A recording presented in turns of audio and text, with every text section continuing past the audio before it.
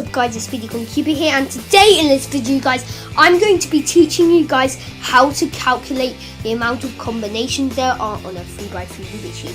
Now you probably might have heard of a number known as 43 quintillion. That is actually the amount of combinations you can get by just turning a 3x3 Rubik's Cube. So one of the combinations is Soul Cube, that's the combination you're trying to get. Like each turn you're doing is making another one of those 43 quintillion possible combinations.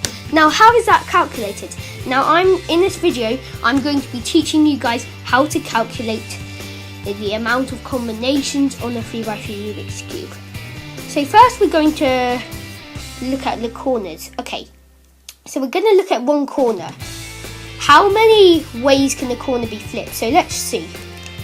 1, 2, 3. So it can be flipped in 3 different ways. So we're going to write down a 3. A 3. Now what we're going to do is now how many corners are there? So we're going to count 1, 2, 3, 4, 5, 6, 7, 8. So there's 8 corner pieces. Now it seems as if we have one corner piece flipped and all the other ones are solved. That's an impossible combination. So it happens to be a combination which you just can't get. If you start with a solved Rubik's Cube and you keep turning it, you'll just see that you just can't get a combination. It's just a combination which is impossible to get. So we're going to do, because of that, we're going to do 8 minus 1, which is 7. So we're going to do 3 to the 7.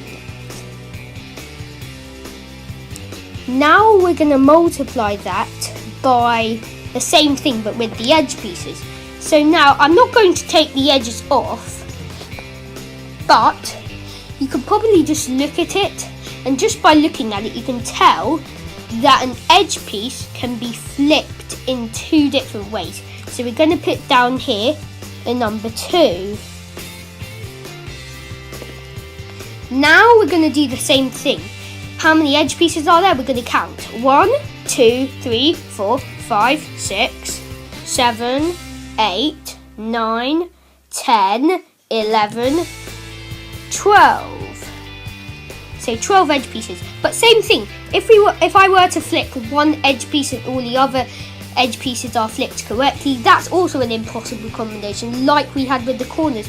So instead of doing 2 to the 12th, we're going to do 2 to the 11th. And then now it seems as if you swap like 2 edges. Let's say if I swap these 2 edges, only these 2 edges, and do nothing else to the cube, that's also an impossible combination. Same with the corners. If I swap 2 corners, that's also an impossible combination, just 2 corners.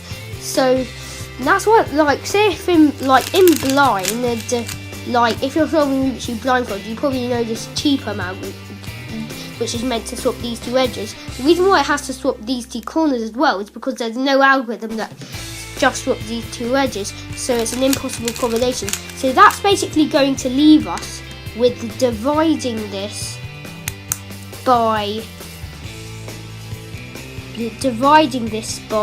2. Now what we can do is how many corner pieces are there? There's 1, 2, 3, 4, 5, 6, 7, 8 corner pieces. So what we're going to do is multiply that by 8 factorial. Now if you don't know what 8 factorial basically means, what it basically is like, say if I put if I drew like 8 squares, 1, 2, 3, 4, 5, actually circles, 6, 7, 8 circles.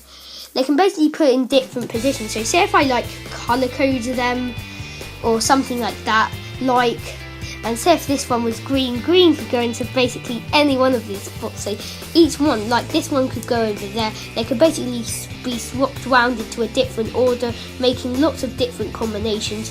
So how many combinations are there basically? So the calculation is basically 1 times 2 times 3 times 4 times 5 times 6 times 7 times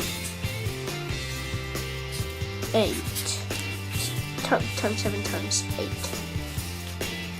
And that's basically what a factorial is. Now we're going to do the same thing for the edge pieces. So we're going to multiply that by the same thing but with the edge pieces. So how many edges are there? You should count in 12 edges. So we're going to multiply that by 12 factorial.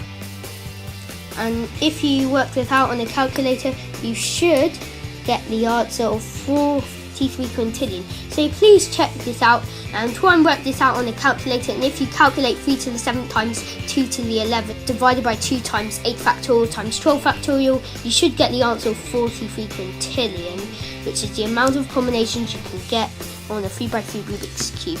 So that will equal 43 quintillion. The reason why I'm writing 4.3 times 10 to the 19th is because 43 quintillion for short is 4.3 times 10 to the power of 19, which is just something you can say, also like 43 quintillion. So I hope you all enjoyed this video, guys. If you learned anything new from this video, please let me know in the comment section below, and I'll be happy to make more videos like this in the future. Thank you guys for watching, and I'll see you all later. Bye bye!